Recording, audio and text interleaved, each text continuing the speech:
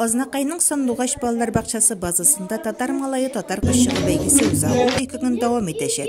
Анда төрле балалар бакчаларыннан 15 кыз һәм 7 малай катнаша.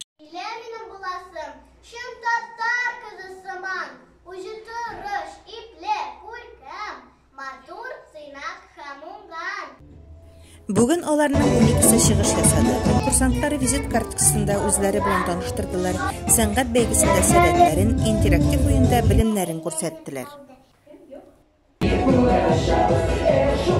Тикмәгә генә бүген инде үзебезнең җәмгыятебез буенча безнең инде милләтләр һәм милли йолалар елы дип 2023 ел аталмаган.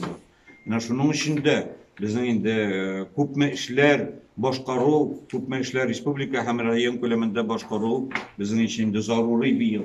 Һәм бу елгы конкурсында инде менә безнең инде төп максаты бүгенге көндә балаларның сабый чактан ук шушы миллилекне аларның күңеленә, аларның йөрәкләренә салдырып калдыру һәм аларның инде шушы юнәлештә безнең инде чын кешеләр булып үсүен тәэмин.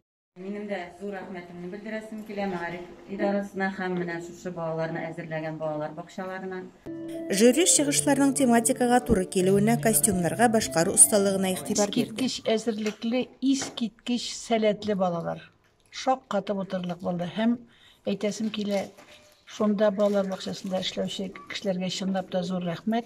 Бу аларның хезмәт җимешләре, иләге әтияләрнең хезмәт җимешләре. Балаларның теге уеннарын шул кадәр матур иттереп, теге балалар фольклорын уста итеп күрсәтте балалар.